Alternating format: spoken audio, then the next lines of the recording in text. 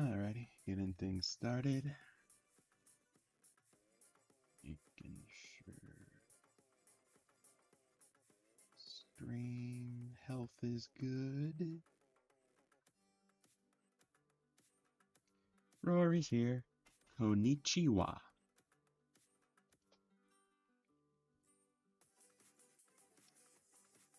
Major Chaotic.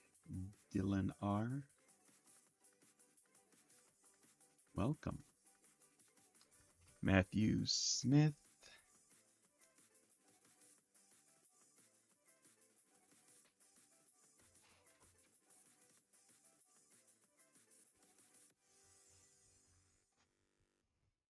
I'm chatting with Lord Maru. That's cool. Superior Cyber Godzilla. Hi. And Naruto. Alright, so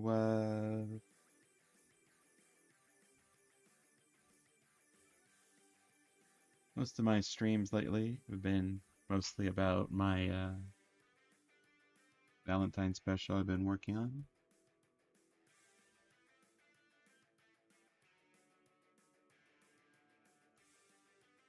Getting pretty close to done.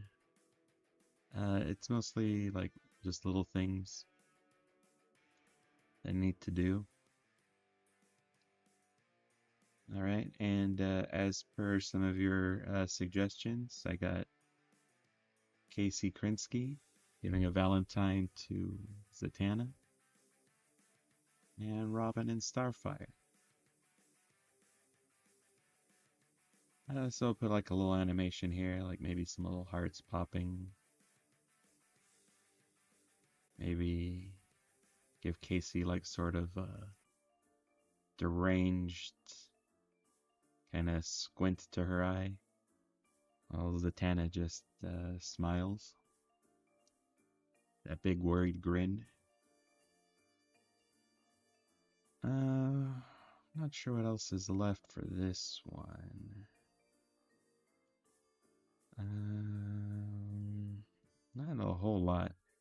Go ahead, stomp here to sort of alert B. A little lip sync here. A little lip sync here, and this one's done.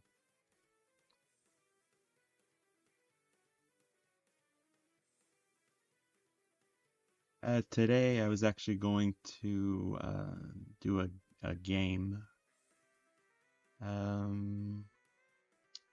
I didn't have time over the weekend to make like a unique thumbnail, so I'll try to get up early tomorrow and do that, and try streaming a game tomorrow.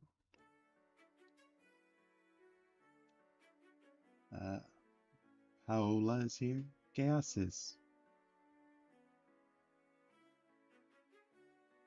Yo soy bueno. ¿Y tú?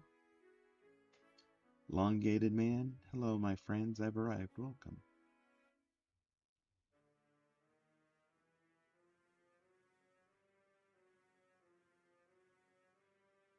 I'm glad you're enjoying it, Major C. Remember Pickle Rick? How could I forget Pickle Rick? I used to say that line all the time, or like something akin to it.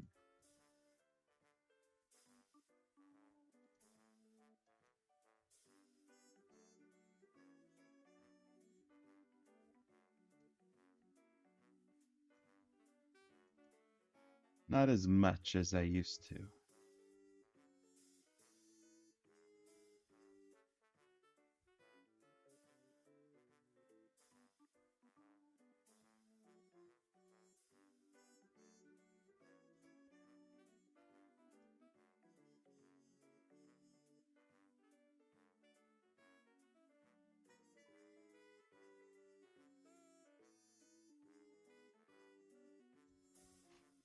Oh, I need to run that by translator. Paula.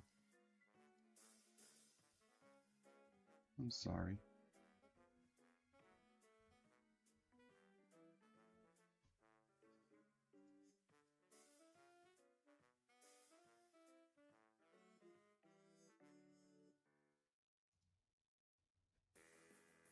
Praise Core's here, and Kush comes in with a redacted message.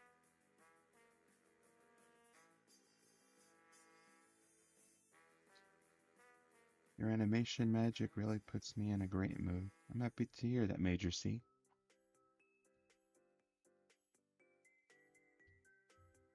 I wouldn't call it magic, though. I'm still pretty basic when it comes to animation.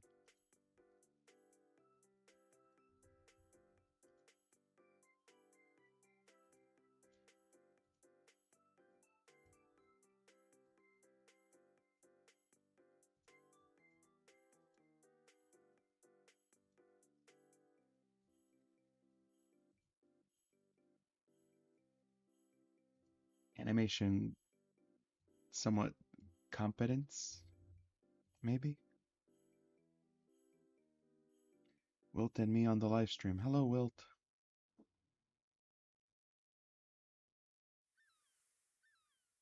Do you know Skibbity Toilet and their friends fight the Astro Toilet?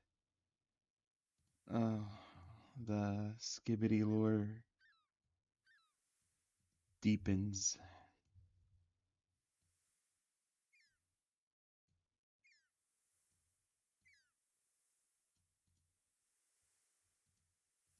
Yeah, I don't know. Oh, sorry for that horror image.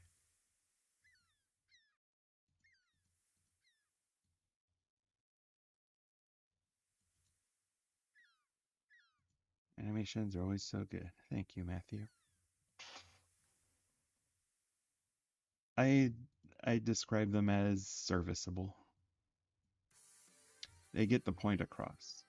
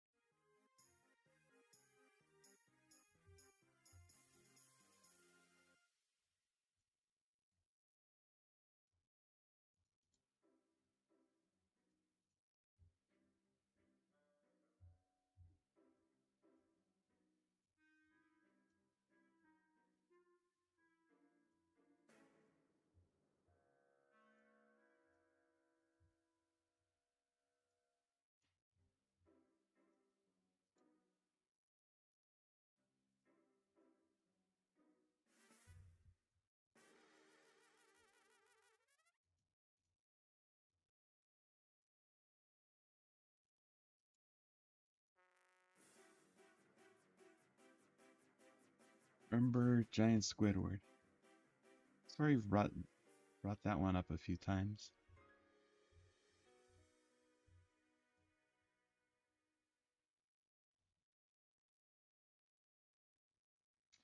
Yeah, you mentioned your head is bleeding. I think you've mentioned it a few times before, Naruto.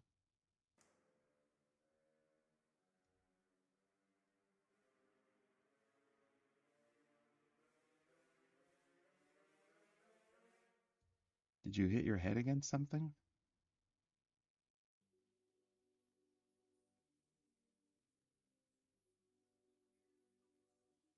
Or that people do that as a way of coping with frustration or stress?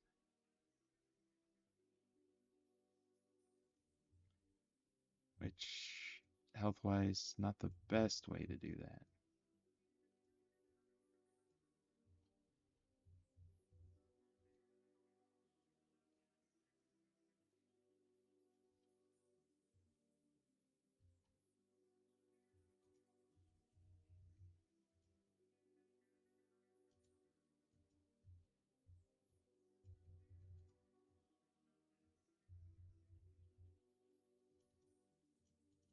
DC Superhero Girls had some few mentally unstable characters. Besides Casey Krinsky, there was also the Condiment King, who's voiced by Bobcat Goldthwait, who has like the perfect crazy guy voice.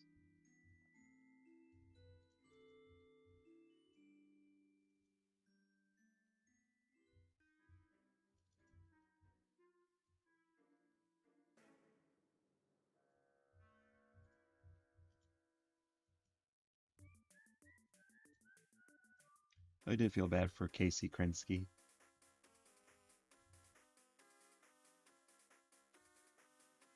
Sort of one of those unseen characters, kind of socially awkward.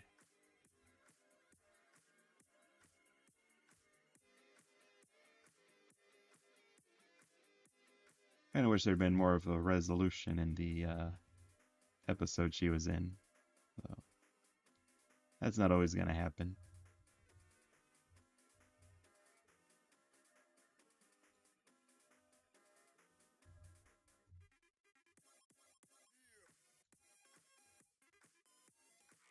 I think she could have been like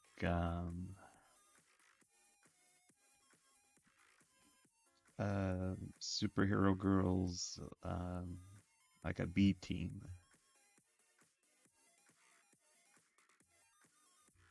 You know, like they had Katana. They probably, if they had another season, would have included maybe Harley Quinn.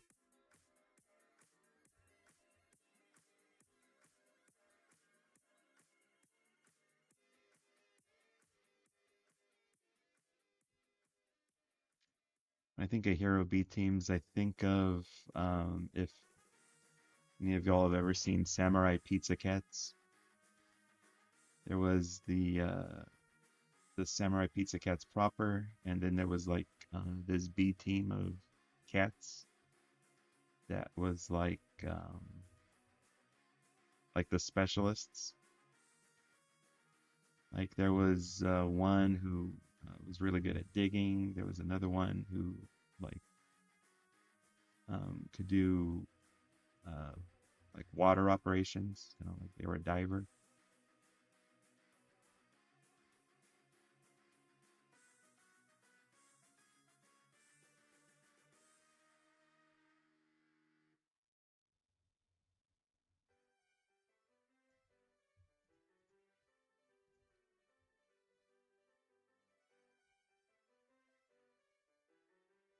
Hawk Girl, yeah. Though I guess the stuff with Hawk Girl maybe would have been a whole thing on itself, you know,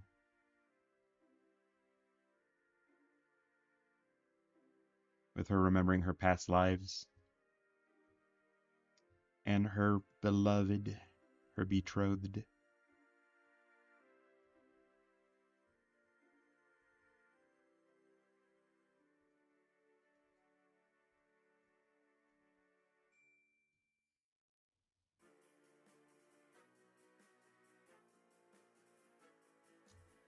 And there was Rose Wilson.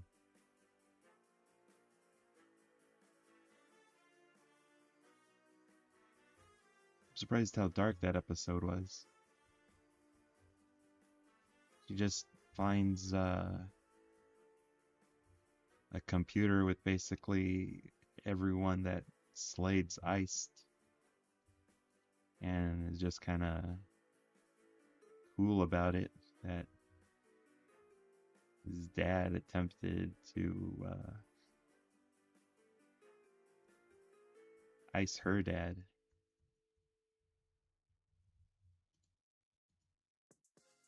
Kind of a weird episode. Not one of my favorite ones to rewatch. I did like Rose.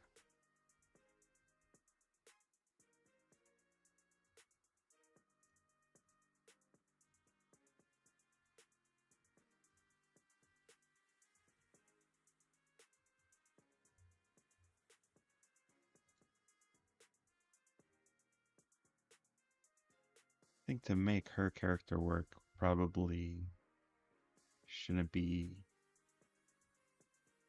aware that her dad's kind of a monster, or at least shouldn't be so cool about it.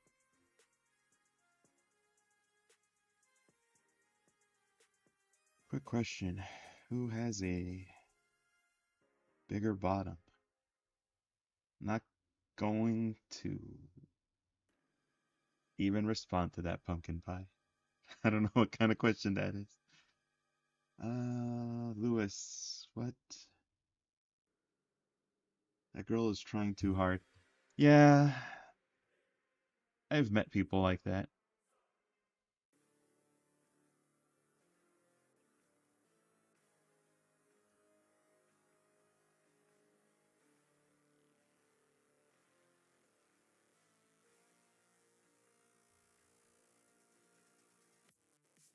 You just gotta be cool with people and they'll be cool with you, you know?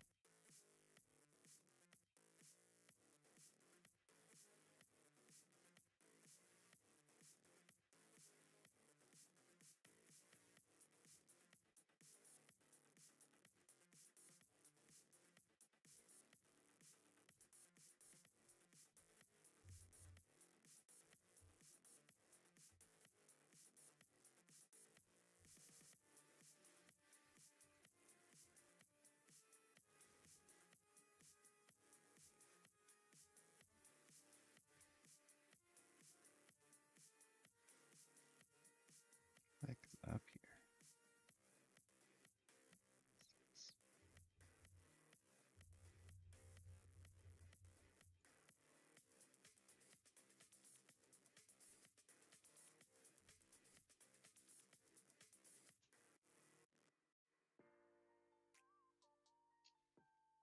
To be honest, I have so many commission ideas.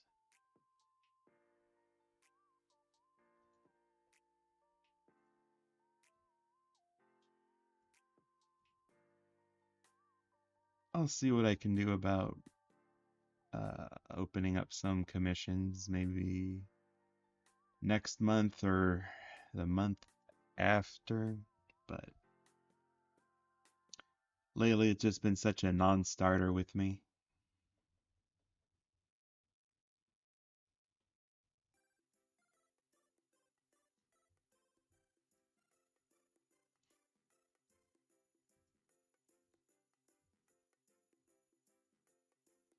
I think I've mentioned a few times somewhat winding things down.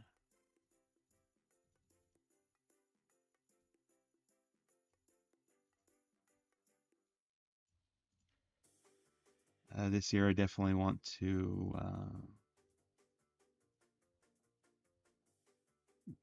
focus on some original character ideas I've been playing around with. And I've tried in the past to do like a work balance thing where it's like, okay, I'll do commissions on this day. I'll work on like channel related projects on this day, video game stuff on this day, blah blah blah. But it gets hard, and especially like if I have ideas I really want to play with, I don't like want to wait until I can work on it like one day or another day. I just want to have a little bit more freedom.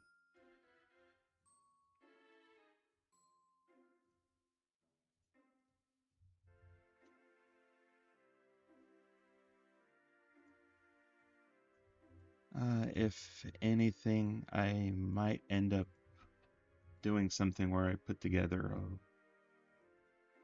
like a wait list, see who's interested in like some commission work or some art work, and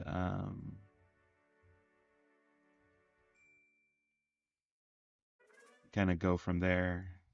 So I'd only be working on like one commission at any time.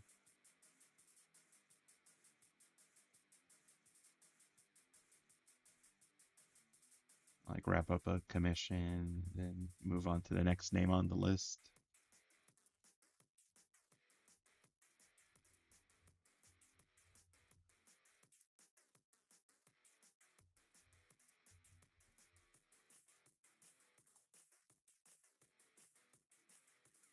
But yeah, once I finish some of my bigger commitments, that's going to be kind of like the plan going forward.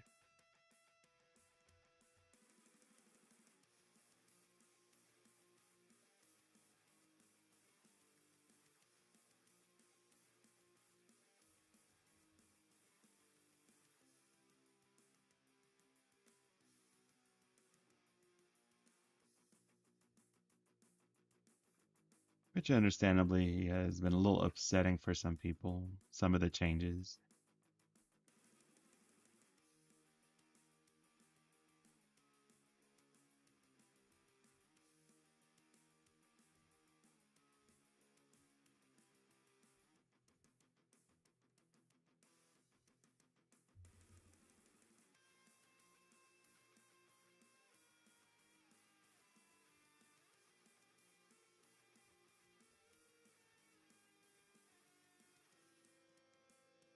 Who's your favorite DC ship couple? Asks Warlock.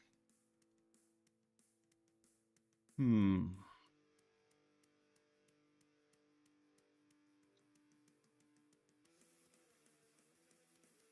Oh, I do like Giganta and Atom as an item for multiple reasons.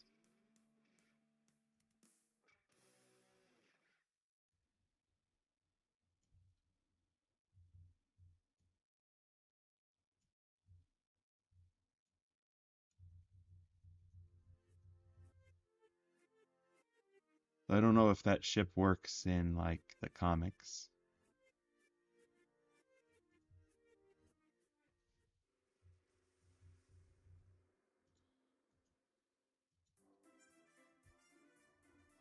I would love to see that as like a gag on like Teen Titans Go. I think they can make that funny.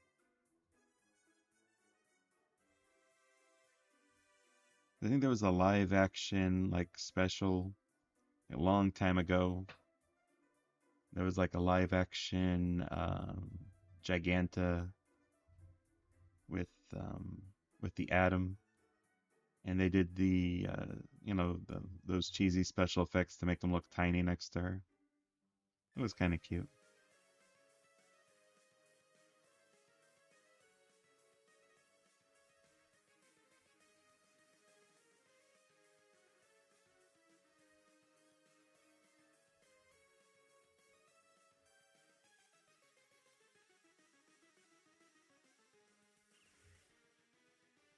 I think Bruce and Diane would also make a good couple, especially from some comics I've seen where they made um, Wonder Woman like they gave her more of an Amazon build, like tall, somewhat muscular.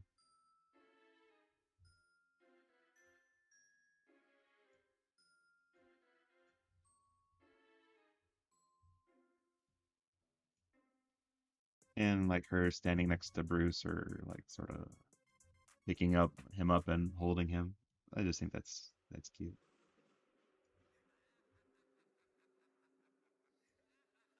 I think he needs someone that could hold him like that.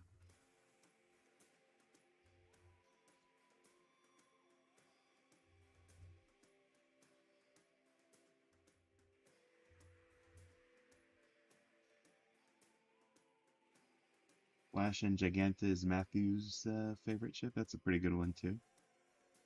I think they could make it work. Jupiter X is here. What's up? Not much. Megan Patton says that they are late. Only about halfway through. Yeah, I think a commission waitlist might be the way to go.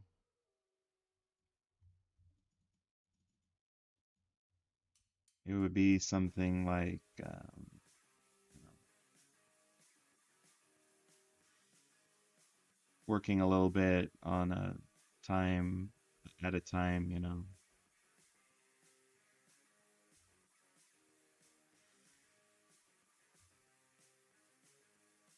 asking for some individual compensation here and there as I'm making progress. And if it gets to a point where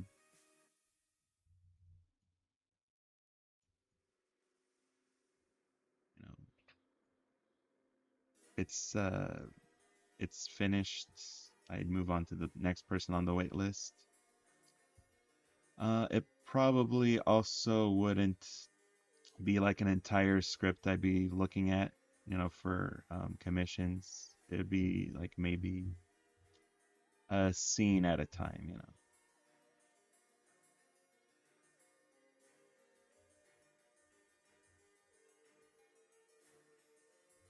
Like I'll finish a scene and then I'll move on to the next person on the list and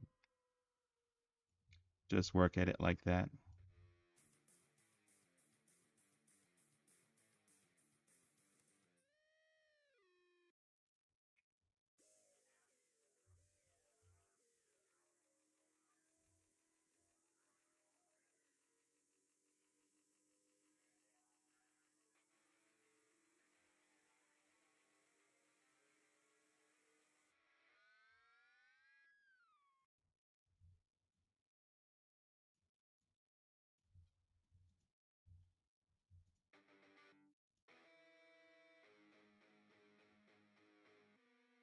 I think that Puss in Boots is a non-Disney character.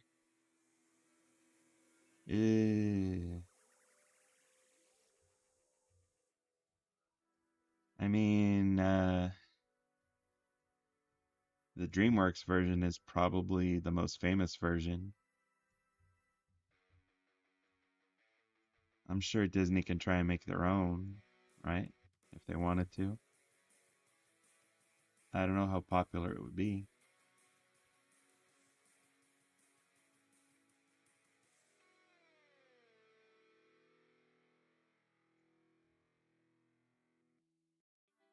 What did you like the most about my story? Oh, didn't I already answer that? I think I mentioned it was the part with cooking the cars. You really should play Ark Survival Evolved. I did actually play that with my brother, and it took up so much of our time. It was crazy.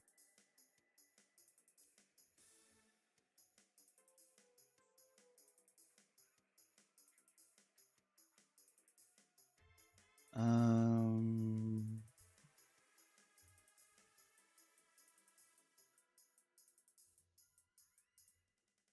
but yeah, we had a lot of fun playing that game.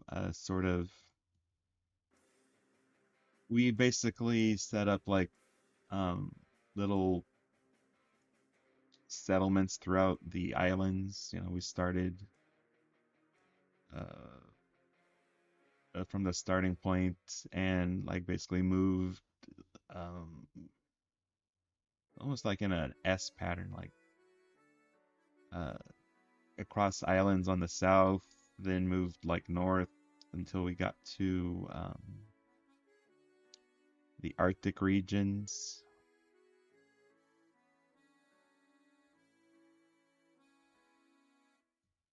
Oh my God, that game was so much fun.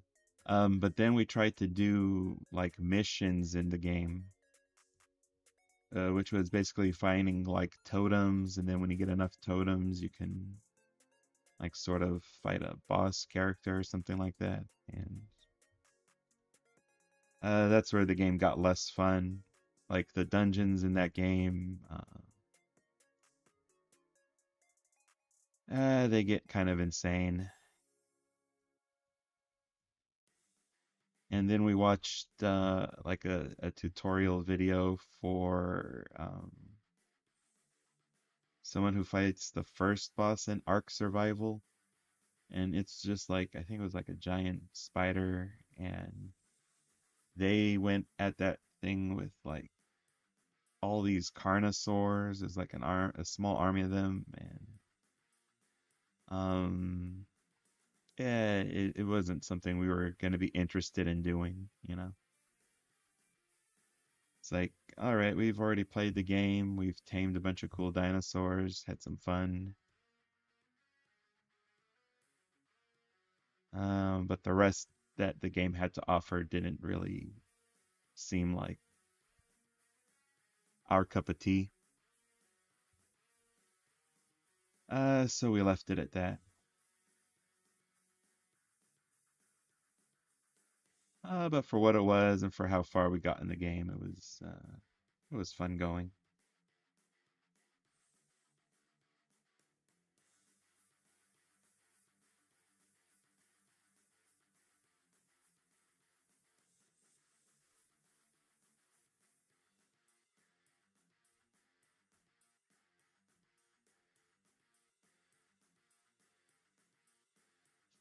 Sorry if I missed any comments. I can't forget Wonder Woman had to blend in to look like an ordinary citizen in the live action films. Oh, yeah. That's just something she did.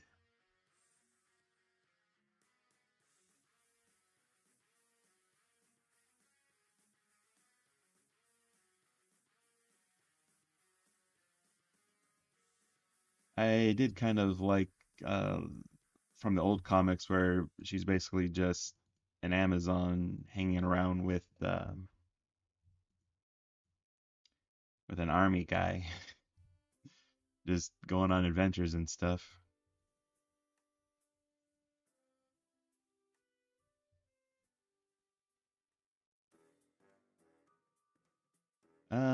But some people like the secret identity stuff.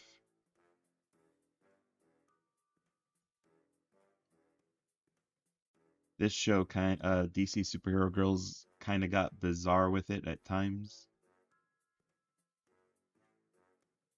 Like the episode where they pull a heist.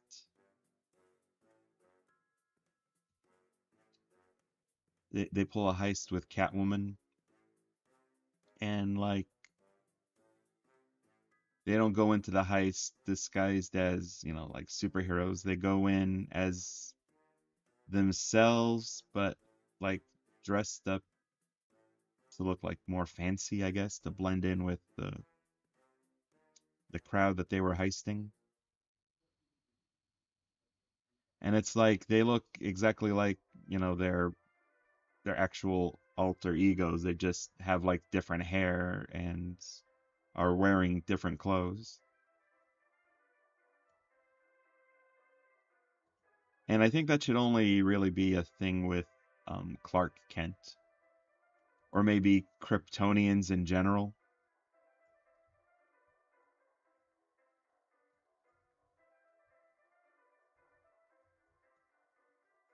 Like I'll accept um, people not recognizing Clark Kent as Superman as just some kind of weird part of his Kryptonian biology that's hard to explain.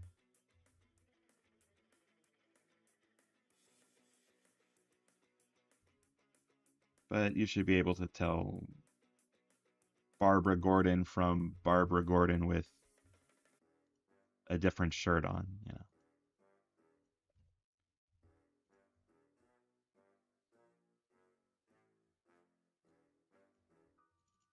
The one time that like the super identities thing was kind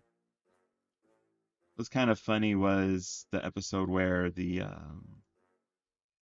the DC superhero girls and the boys um, join forces, and I think it started uh, with Hal accidentally outing Jessica Cruz as a Green Lantern, and then after that they just um, sort of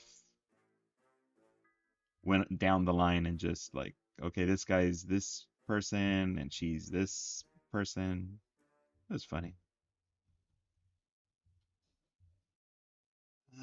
Charles Buchanan. No problem, Charles. I'm actually surprised whenever you're not the first one here. It was Rory today.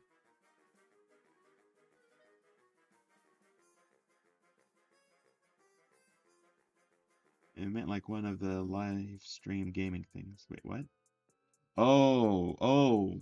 Um, I don't know. Usually when I try doing gaming on the channel, I usually prefer something with kind of a mm, excuse me, kind of like a sizey theme.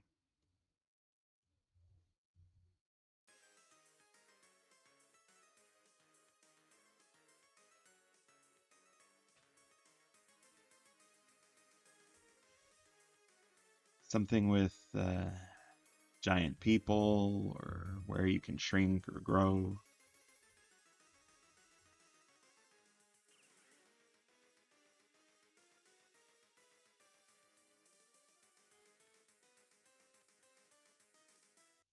And actually, recently I did go through. Um, I went through Steam and I did find just like a handful of games that kind of fits into that category. Not a whole lot, but there's still a few out there. Property Damage was one. There's one. It's like a date sim, but with kaiju monsters. That one looked kind of cute.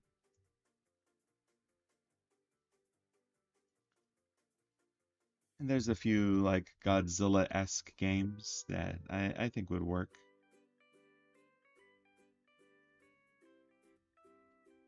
But yeah, Ark Survival, unfortunately, I'm kind of over already. I think the one thing I didn't get to do in that game that I maybe wanted to do a tiny bit more was to tame some underwater dinosaurs. I never did get to tame like a plesiosaur. That would have been fun. Even though for me, like that was the absolute scariest part um, of Ark. It was always whenever you're in the water is the most scary. 'Cause like if there's a big dinosaur coming at you, you could usually you could usually see them coming. But like um, sharks, those are always the scariest thing. Like I think in any video game, like you're just swimming about, and then from any direction, a shark could just like come out of nowhere. Always gave me like a little heart attack. And they look so freaking scary in art.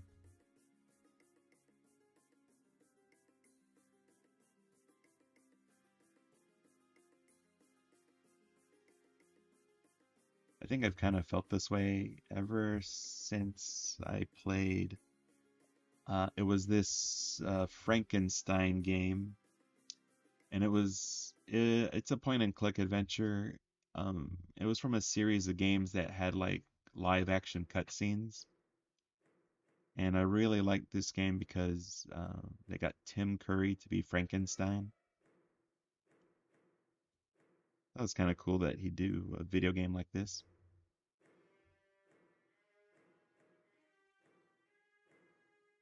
But yeah, there's one puzzle in the game where basically you're in an old-timey diving suit, and you have to um, go into this like area, this underwater area, and like randomly, like just this octopus will come swimming from this long distance, and you can see it coming, and you have to have like a harpoon gun ready to finish it off. Otherwise, it just sort of oh, it's like so scary. It just like it does that thing where all its tentacles like separate and like it just like wraps itself around your head.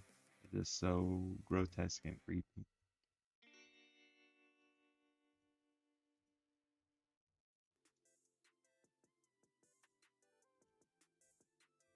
And I think depending on weather conditions in that game, sorry, going back to Ark, um, like the waters can get real murky, so it's like you don't even get a chance to see the shark coming at you from a distance.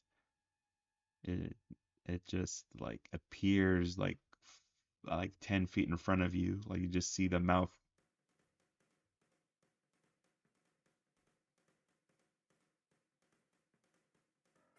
Why everyone gets so fast? Don't worry about it, Charles. We all have different schedules. Lowbone, the Wolfkin, Timmy's dad. What superpowers?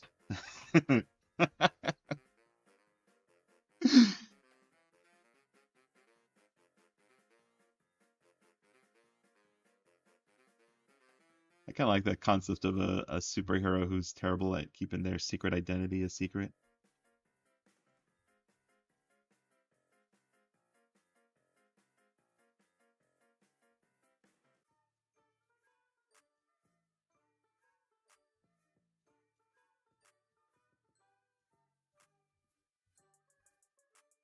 That might have been my favorite joke from Invincible is the Martian guy who's not very good at blending in, like a human.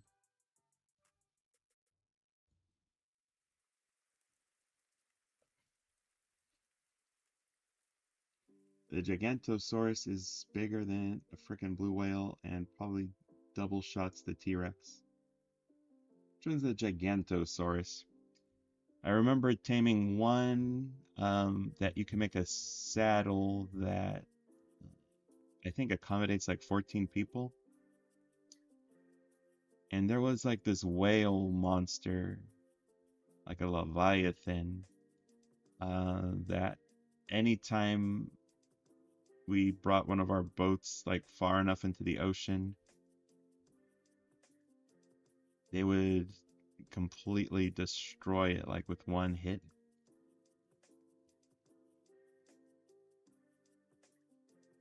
This was when we were trying to go on that vegetarian or that herbivore island with all the um, vegetarian dinosaurs.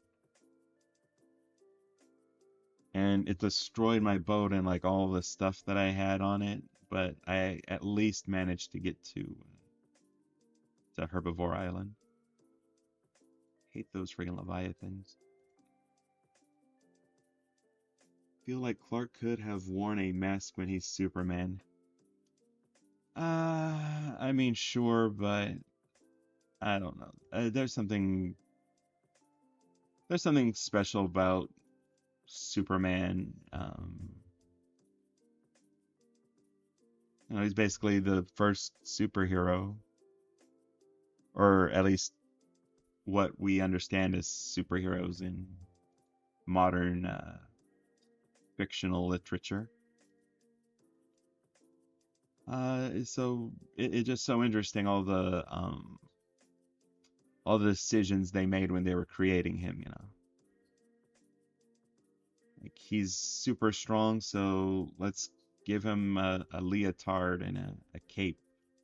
Like I think they modeled him after like the strongmen you'd see in a circus.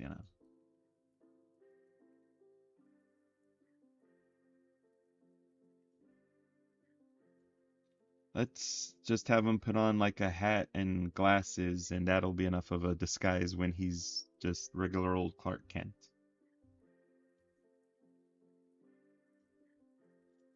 I know there's like an innocence or a naivete to it all. And it works because, it's Superman. He's a Boy Scout.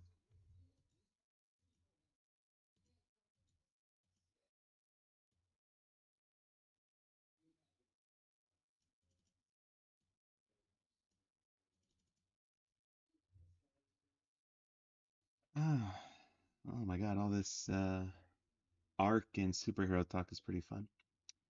I would not be surprised if a T-Rex and a Megalodon got into a fight back when they were alive. That is fun to think about. I do remember in elementary, that was definitely an argument some kids had. Like, could a, a Triceratops beat a T-Rex? Could a Stegosaurus beat an Ankylosaurus?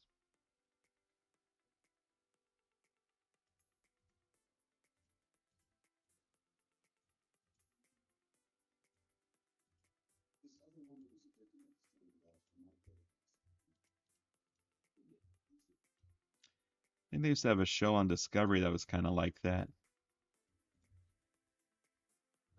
testing like the defensive capabilities of different critters and sort of pitting them in a simulated combat.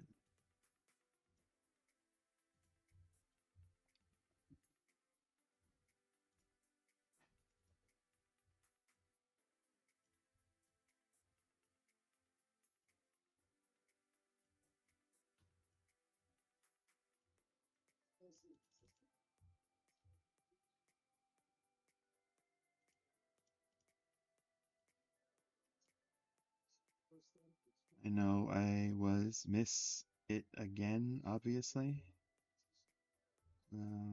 Are you asking what did you miss? Not too much. Just sort of animating these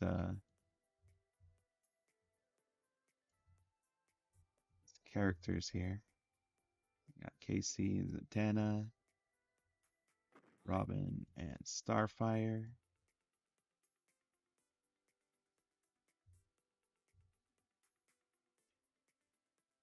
Then Earl Sinclair from Jim Henson's Dinosaur should outsize his friend Roy. I love that show.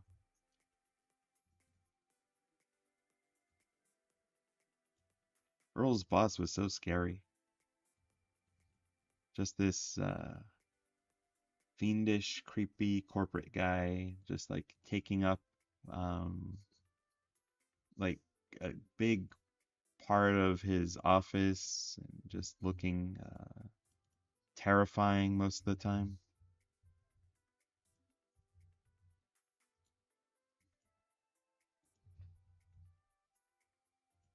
Like imagine having a boss that could just like devour you, that had that kind of power over you. That was actually probably what made me think of like The Simpsons the most when I was watching Dinosaurs, Jim Henson's Dinosaurs. Was that both Earl and Homer Simpson kind of um, cowering, uh, you know, whenever their boss was around or whenever they had to be near their boss.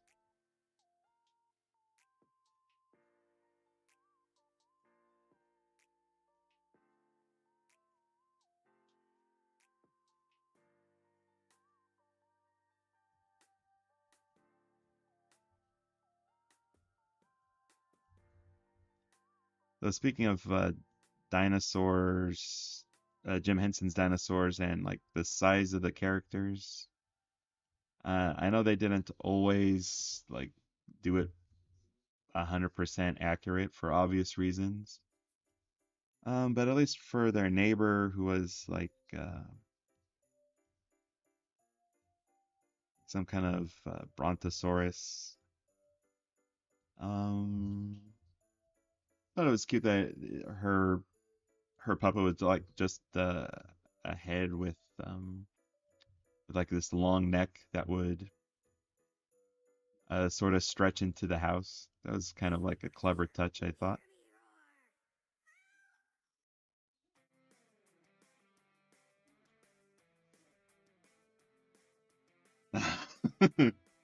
Sinclair, in here now. That guy was so terrible. Wonder who did his voice. It was such a good voice. Like I can still hear it in my head.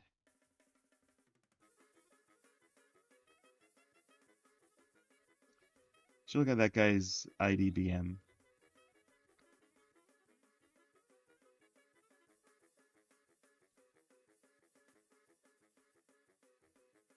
A while ago, I rewatched the whole series because I'd only seen like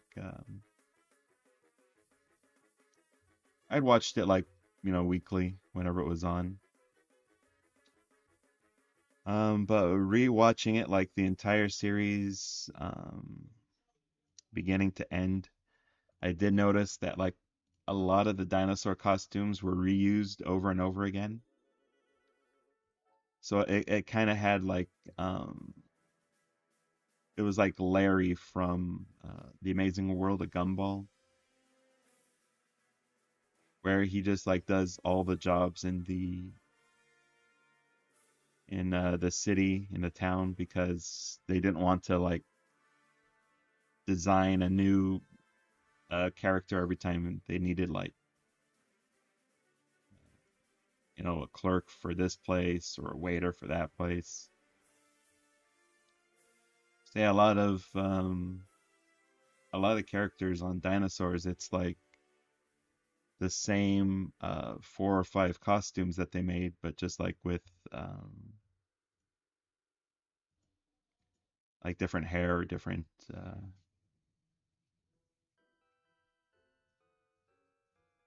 outfits. So it was kind of like a Clark Kent Superman thing.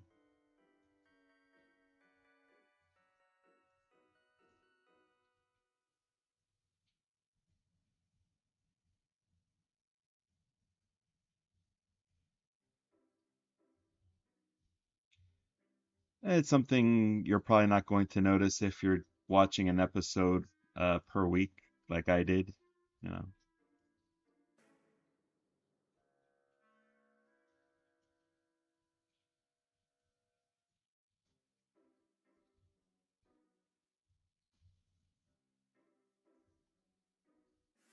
yeah, binge watching the whole series. It's just one of those things that you pick up on.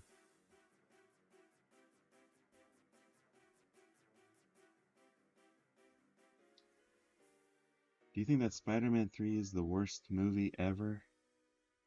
No, I thought it was decent enough.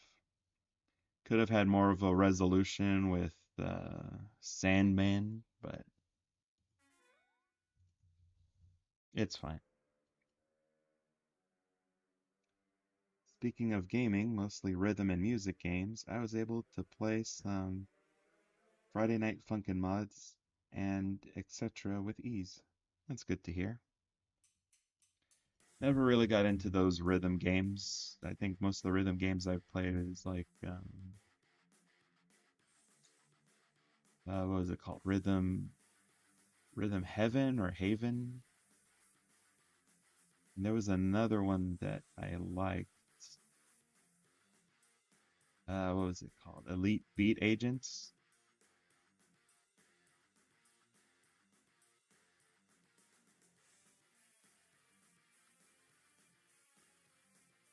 I never got into Friday Night Funkin'.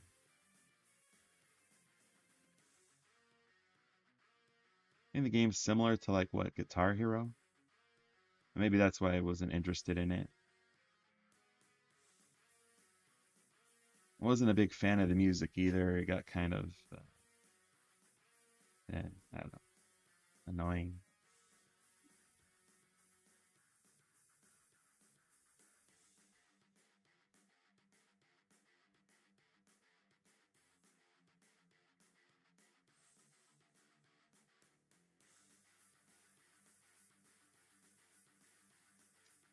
But it is interesting that you could like mod it so that you know, having a rap battle with different characters. And I've seen people make some interesting enough mods. Well, that's good. There's a big community, gives the games a lot of support and love. But for me, it's just not my thing.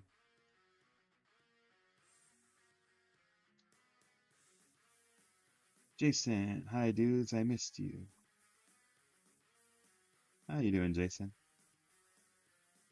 Chatting with Maru and you chatting on two live streams makes me stressed. I'm sorry, Rory. You could just hang out with Maru and, you know, I'll probably stream again tomorrow or the next day. I suck at riddle games too, like Just Dance and Guitar Hero and Friday Night Funkin'. Oh man, I love puzzle games, but those do stress me out when it gets to the harder puzzles.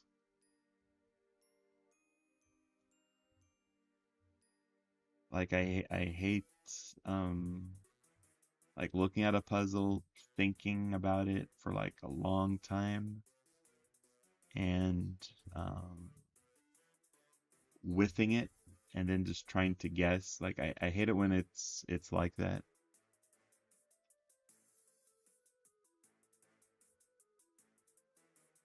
I played a couple of them Professor Layton games, and I don't know. I kind of wish it had some different gameplay.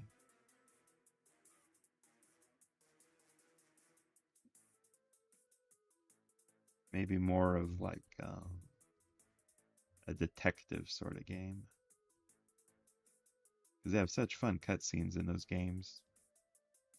But it's like all you're doing is you're like solving little puzzles to get like medals or whatever.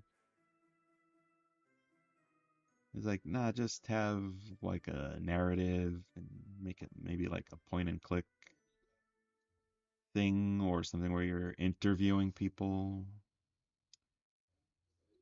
or like a noir game. Gather clues, interview people.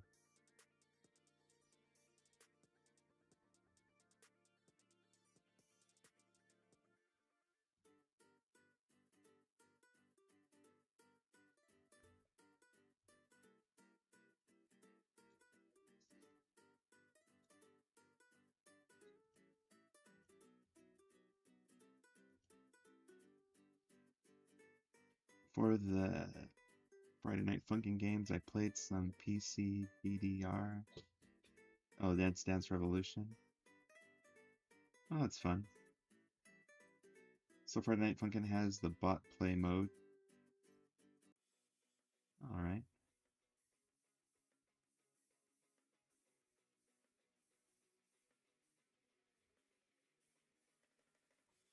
Splatoon. I was really into that game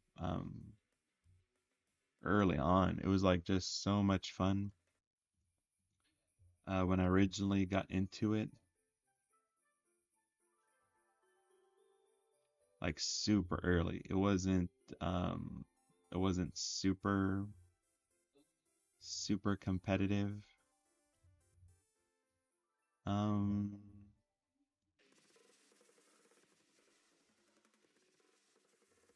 and a lot of the matches that I played felt a little bit more balanced. But as time went on, it just felt a little less balanced, and it got to a point where it's like I have big losing streaks playing Splatoon. Just sort of lost interest in it.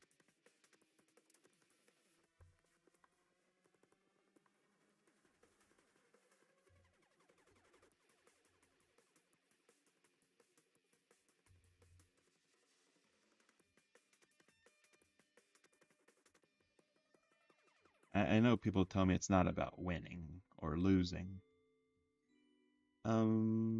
But sometimes it is.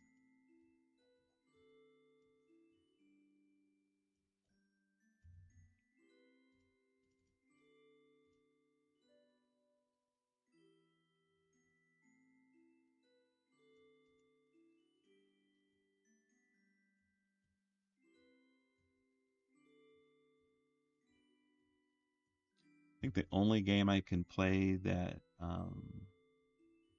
I'm pretty good at, like on a competitive scale, would probably be Mario Kart, like Mario Kart 8.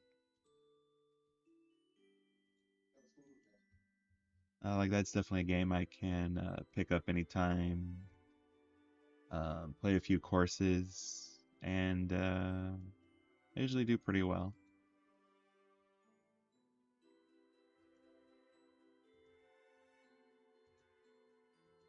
And it's usually pretty easy to tell when you're going to race against like a team. Like sometimes there'll be teams that pop up. They're all wearing the same shirt. And they have like little code names. And then when I see those guys getting ready to compete, it's like they know all the they know all the ins and outs.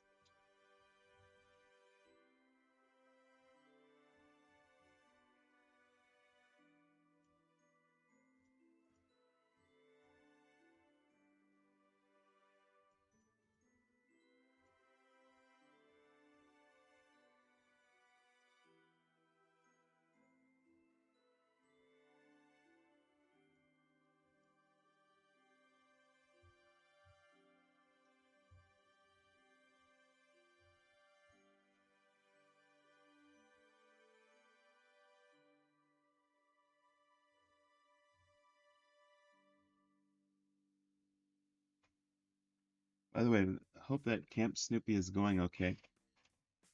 Oh, I thought I mentioned I finished it. Um, yeah, probably on Saturday. Pretty decent show.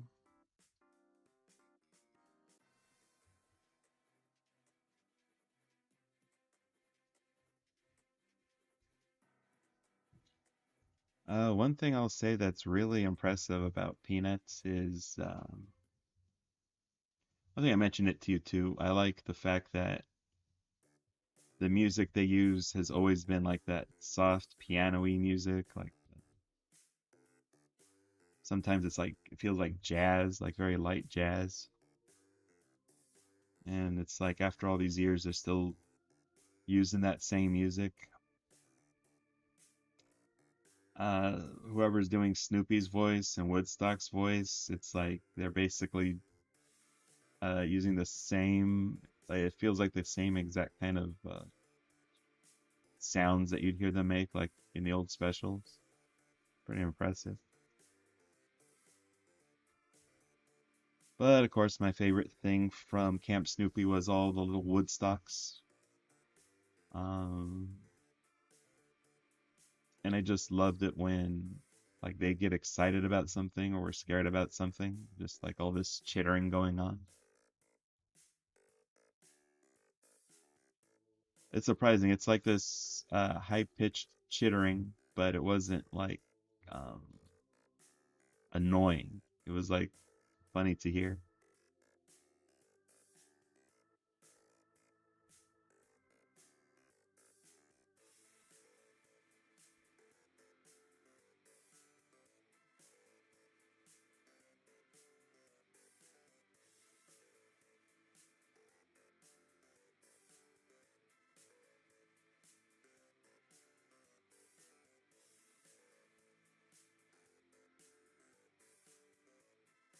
Yeah, Woodstock's definitely still my fave character from Peanuts.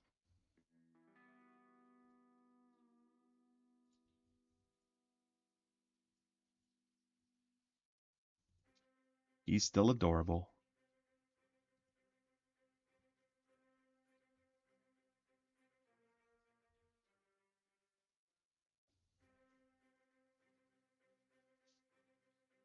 I can sort of do a Snoopy impression. I don't know about Woodstock.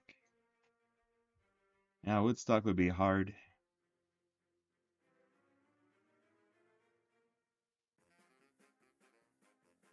You'd have to be like an expert with audio editing, I imagine.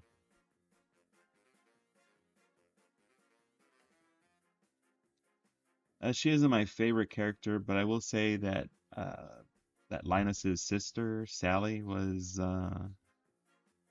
less annoying in this series. Usually she's my least favorite character, just because her usual jokes are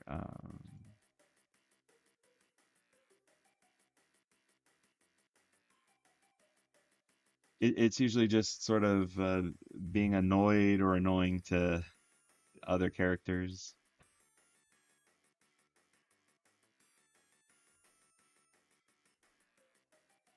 But she was pretty relatable in the series, especially in the episode where she's feeling homesick.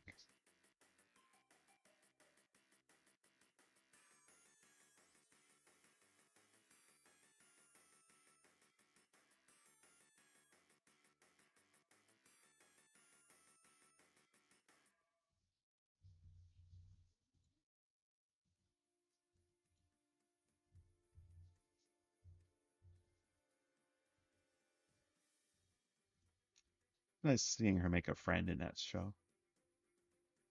Camp friend. Hey, Rain Cloud, how long have you been here for? Did I miss you? Or did you just drop in? Now I'm looking at the records to double check. Been thinking about making fan art gif of David and Danny. Oh, I'd love that. I could add it to the my corner there.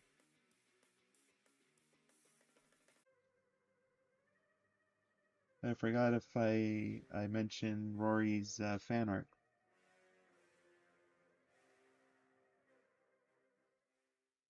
which I felt was very appropriate for Valentine's Day.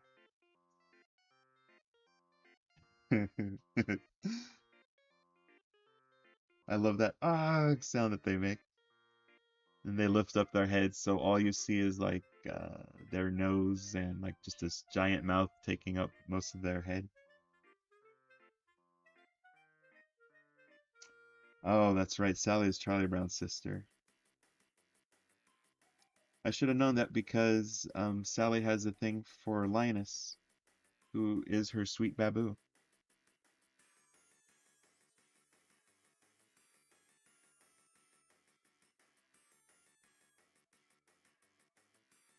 But yeah, I'd love to see. I always love to see stuff with David and Danny. Whenever I play something like Gartic Phone with friends, we like to do stuff with each other's OCs, and sometimes we'll do a theme. Um, and last time we played, there was a theme of Columbo and Danny, like Danny solving crimes with Columbo. And then later there was sort of a theme that arose of um, David getting to situations where Danny nearly iced him, like trying to give him some CPR, like chest compressions, with like her fingertips, but it just ended up smushing David.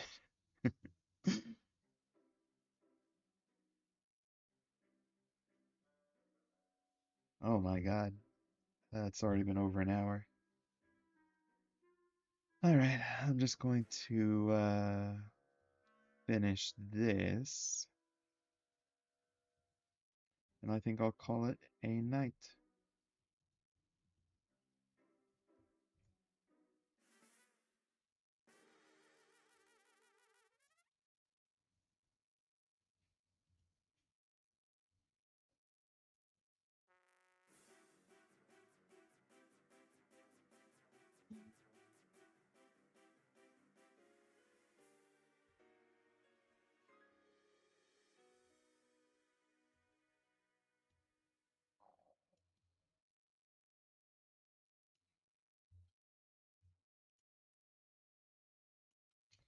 Sadly, I don't think they got a spotlight episode, Kush.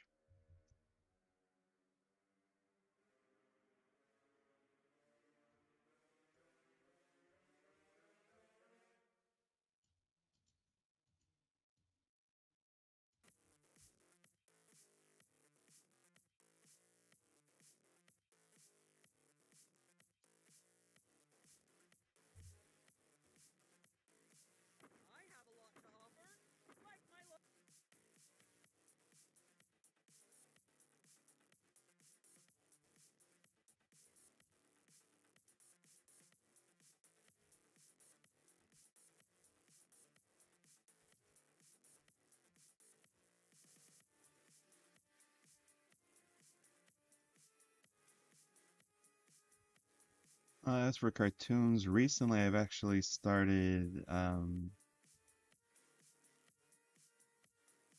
rewatching Teenage Mutant Ninja Turtles from uh, from 1985.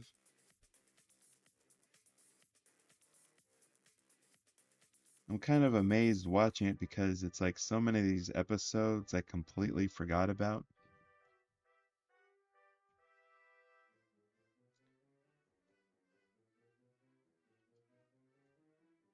What the heck happened to her head?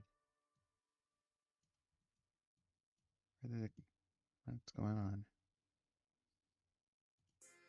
That's what's going on. All right. Uh, but yeah, I just had a handful of episodes I remembered from the 1985 Teenage Mutant Ninja Turtles.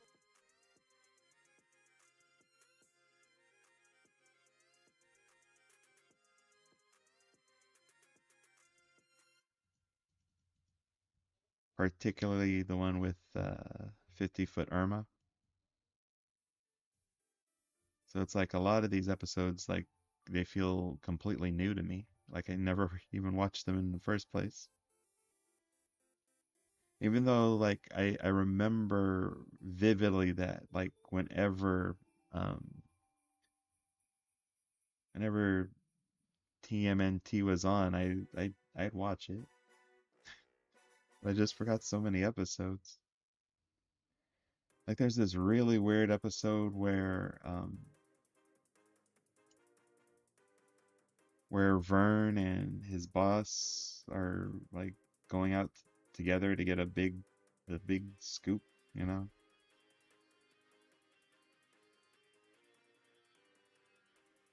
And it's like, oh, this is nice. You get to see you sort of get to see like a press pass from when he was a young reporter, and they're trying to uncover like stuff about the Teenage Mutant Ninja Turtles. And you think it's gonna be part of the plot, but it's just like this weird series of events that happens to them. They like keep getting kidnapped by mobsters and like tickle tortured, and then they're abducted by aliens that look like Elvis Presley, and then they um are like tickling their feet. It's just like so bizarre. Can't believe I forgot about it.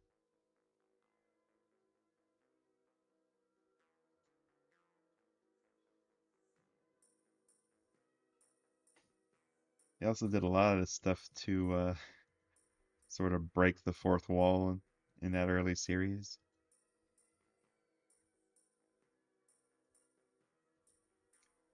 It's been fun rewatching it. Tween Titans Go. I love how annoying the Tween Titans are. Surprisingly, they're kind of worse than Teen Titans Go.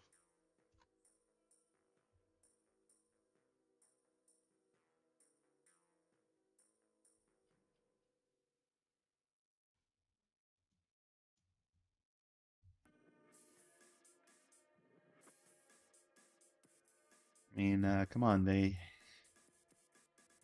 had their They're babysitters over a demonic horror pit. That can't be the first time that's happened.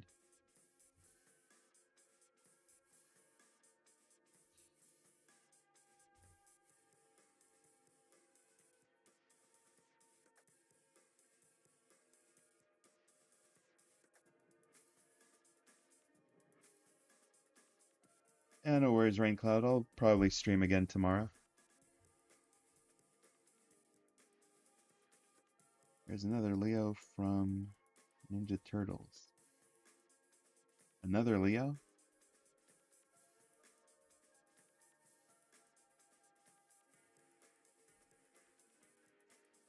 Was it a leopard?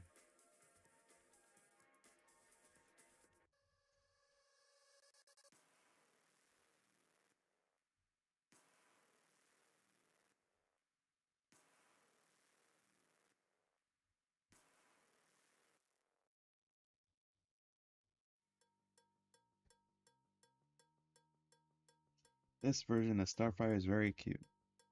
I have to agree. She didn't get to do a whole lot in the episode.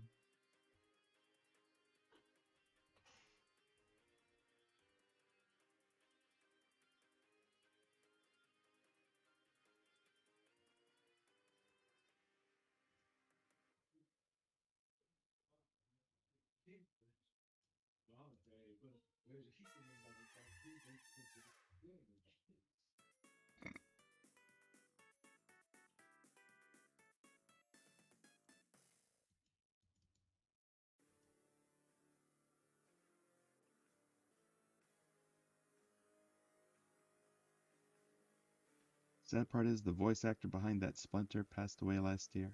Aw, that is sad.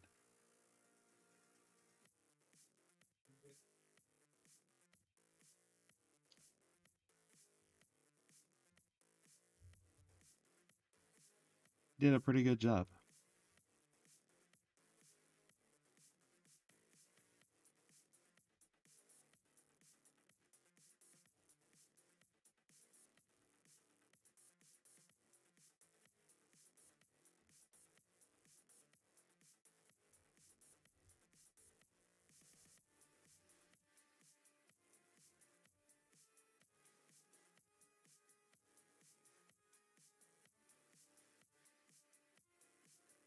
I mean, all the voices on that show are pretty great. Some terrific performances given the nature of the material.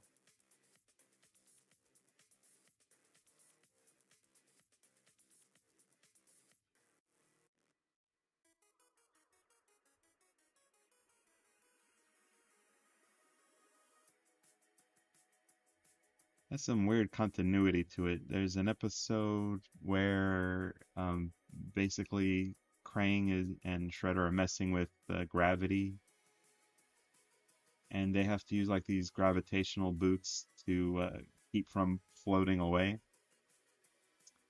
And then in another episode, they're climbing up a building, and one of them mentions that they wish they had the gravity boots from episode 7. It's pretty hilarious. All right, I think all that's left now is a little bit of lip sync for Giganta and these scenes, but I'll take care of that later. Right now I'm just gonna sort of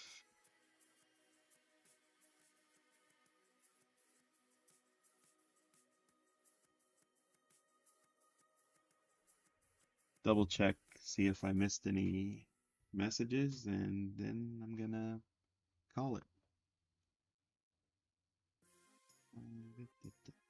I don't have big feet. Was that an Irma line from when she was turning giant?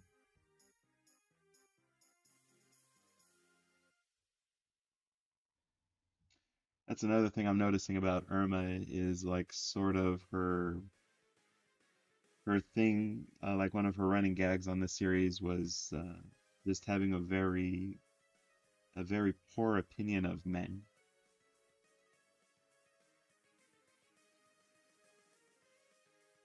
just like some jerk that mentioned going with her on a double date, and then when it's there, he just has another girlfriend. So that really upset her. But I don't appreciate that. There's an episode where Shredder kidnaps her because she's wearing a jewel that he needs. And I think one of the turtles mentions like thinking it's weird because like Irma's not that beautiful. But then like in my mind it's like the hell are you talking about? It's Irma. She's nerd hot. I don't think she wants to eat that chocolate heart in the bottom left corner. Oh, that's not a chocolate heart. That is made out of a mountain.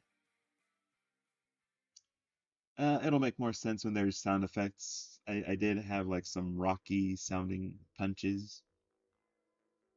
Yeah, she's turning a mountain into like a heart to give to her beloved.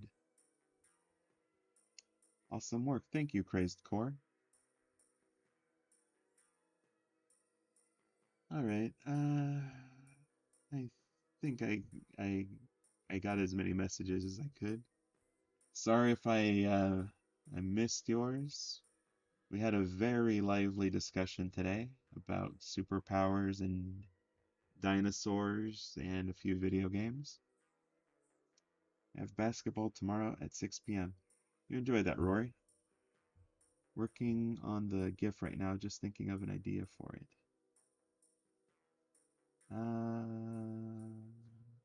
So many ideas.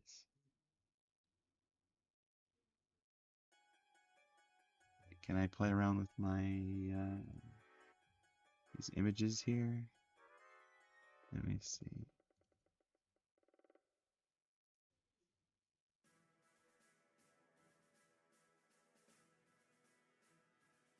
Maybe I had a David and Danny little art piece or something.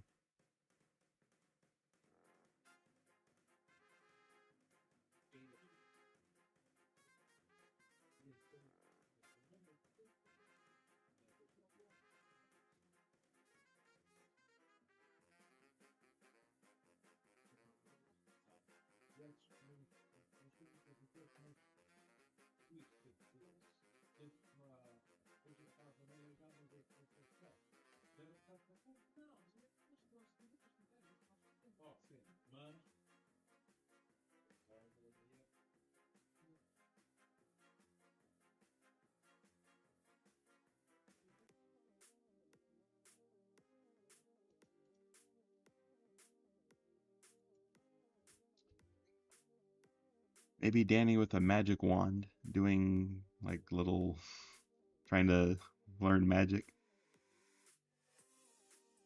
just as an idea.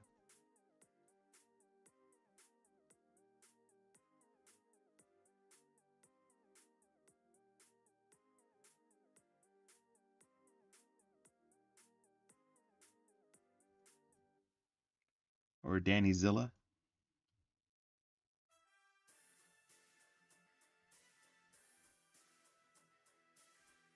or David in a little gift box. But he forgets that he to put in air holes so when she opens the box he's suffocating. Bro Stare, you're just here as I'm getting ready to end the night. You're a wizard, Danny. The 80s weren't too kind to female characters. Ain't that the truth?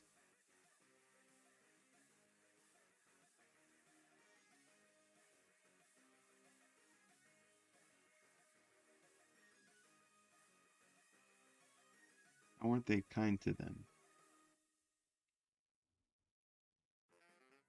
I'm gonna say, I know you're asking Wolfkin, but I'm gonna say A lot of female characters that were usually either just damsels or it's like really stereotypical, you know. Um, it's definitely changed since those times. And I know not every single female character was like that in those old shows, but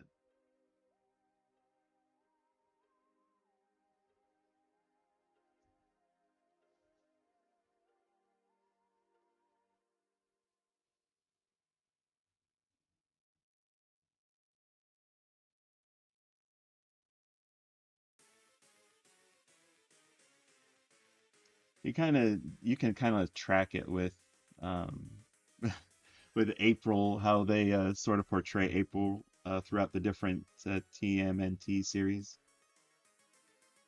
Um, as the shows go on, you get like April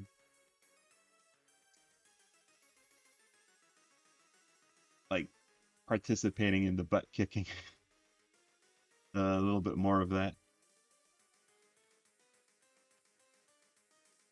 Maybe a little bit more personality here and there. Sort of getting like more character development or even arcs. Although I will say, watching April from the classic, you know, 85 series, she does get have like a bit of a Lois Lane complex, where, you know, she's usually the bravest one who goes out there to get a scoop,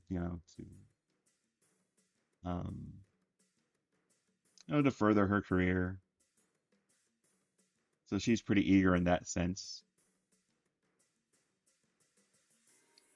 She's a career savvy woman, and she's pretty courageous, and you know.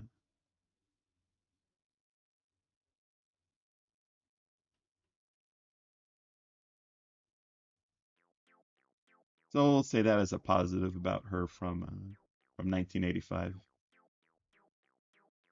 And she's probably the most iconic. Whenever you think April, you think of that yellow jumpsuit,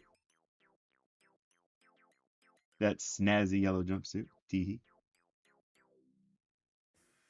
I just found it weird how April was like ran out in the later seasons and replaced that their kid.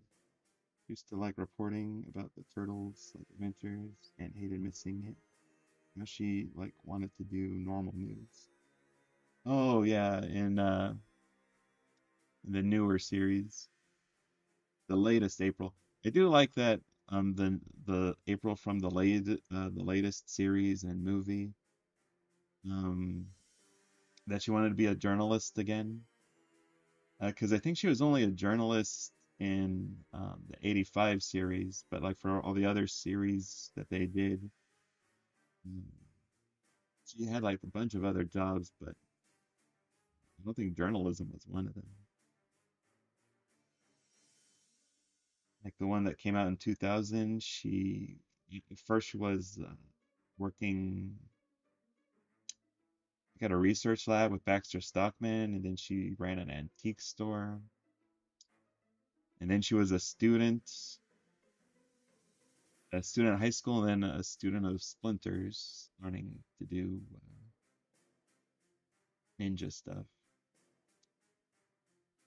And then for the Rise series, I think she had like a ton of part-time jobs. But yeah, this more recent April, she just wants to do like the regular news. And I don't think reporting on the turtles is even like a viable thing in that series because it's like the turtles in that universe are just like trying to be normal students, like just blend in with the rest of society. So not like something that she can report on unless they're helping someone or thwarting a robbery.